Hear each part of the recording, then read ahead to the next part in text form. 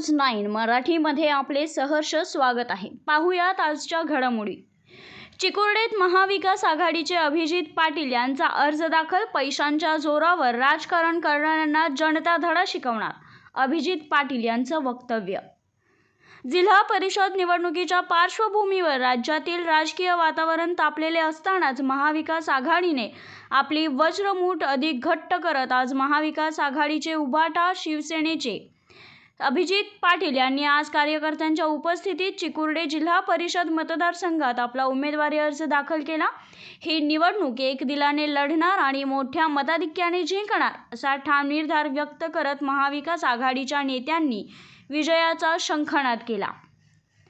उद्धव ठाकरे यांच्या शिवसेना पक्षाचे खंदेश शिलेदार आणि जिल्हा परिषद मतदारसंघाचे उमेदवार अभिजित पाटील यांनी आज आघाडीच्या एक्झिक्युटिव्हवर शिक्कामोर्तब केलं। यावेळी कुरप पंचायत समिती तसेच ऐतवडे खुर्द गणातून उमेदवारी अर्ज दाखल केले।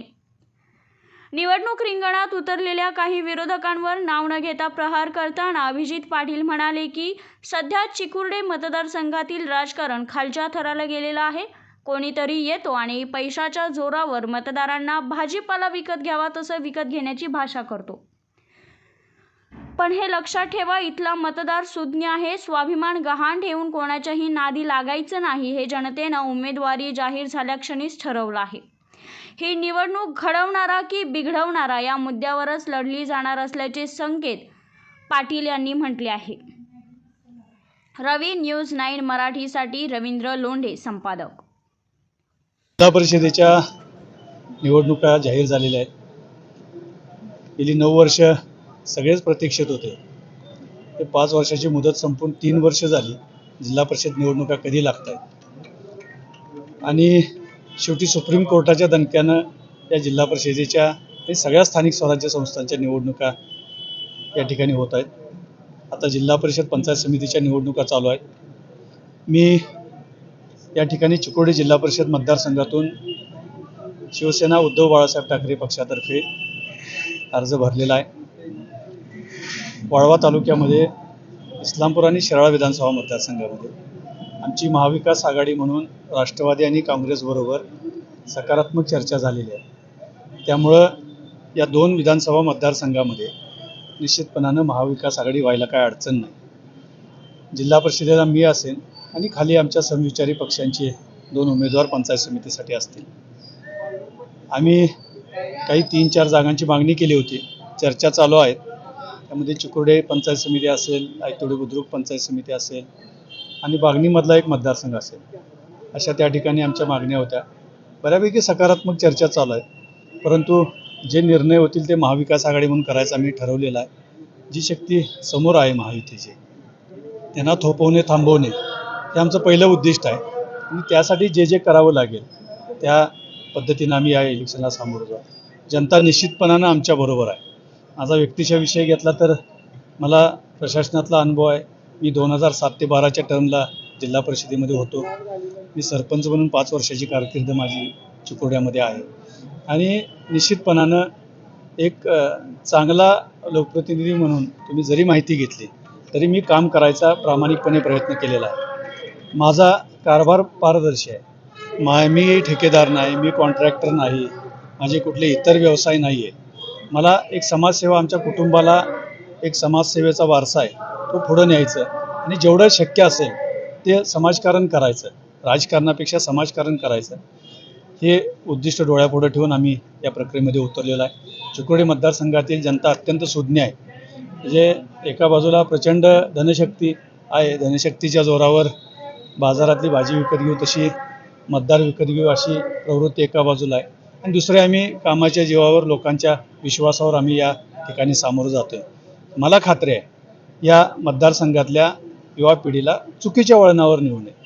एकदा पिढी ती बिघडली तर ते आपल्या पिढ्याचं नुकसान आहे। ते करण्यापेक्षा चांगल्या विचारानं या युवकांना दिशा द्यावी, त्यांची दशा करू नये, अशा या एका भावनेनं आम्ही या ठिकाणी उतरलो।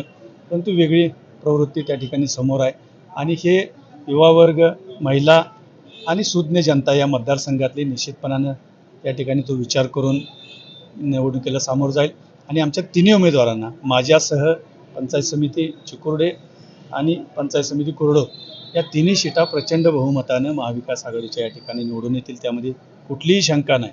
हे कितीही पूर्ण मातब्बर काही वल्गना जरी असल्या तरी आम्ही घडवणारा का बिघडवणारा या धर्तीवर हे इलेक्शन निश्चितपणानं होणार आहे.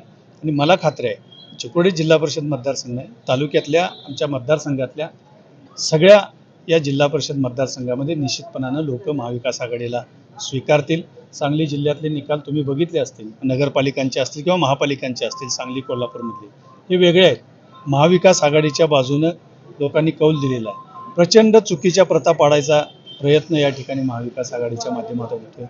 पैसे सत्तेतनं पैसा आणि पैशातनं सत्ता हे एक वेगळं समीकरण ह्या महाराष्ट्राला त्या ठिकाणी दुर्दैवानं लावायचा प्रकार त्या ठिकाणी चालू आहे.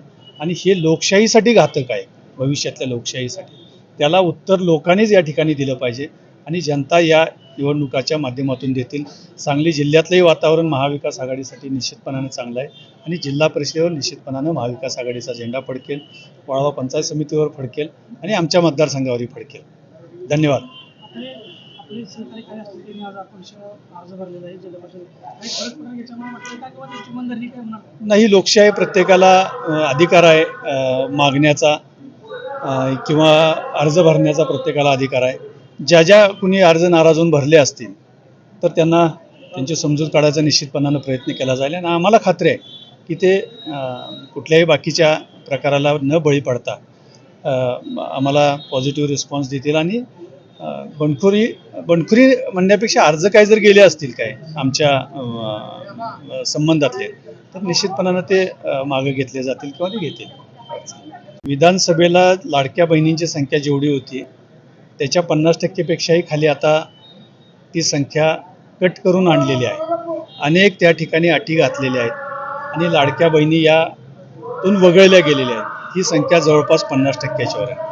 आणि भविष्यामध्ये ह्या इलेक्शन झाल्या की कदाचित ही योजना बंद करायचा, म्हणजे ह्या इलेक्शन पुरतं फक्त हे आमिष ठेवायचा कदाचित त्यांचा हेतू आहे महायुतीचा.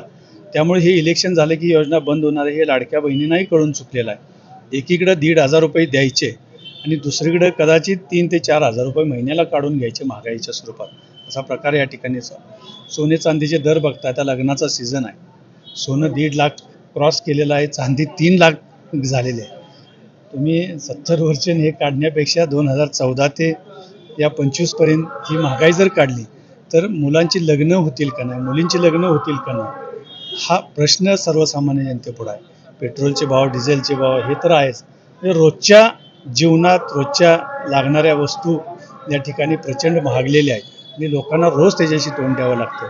त्यामुळे याचा कुठलाही परिणाम ह्या योजनेचा होणार नाही. कारण लाडक्या बहिणींनाही माहिती आहे हे बंद करायच्या गुंडाळायच्या याच्यात आहेत, त्यामुळं त्याचा परिणाम होणार नाही. आणि त्यावेळी जर महाविकास आघाडी आली असती शासनामध्ये निश्चितपणाने याच्यापेक्षा आणखी जास्त फायदे लाडक्या बहिणींना मिळाले असते, परंतु त्याचा कुठलाही इम्पॅक्ट होईल असं मला वाटत नाही.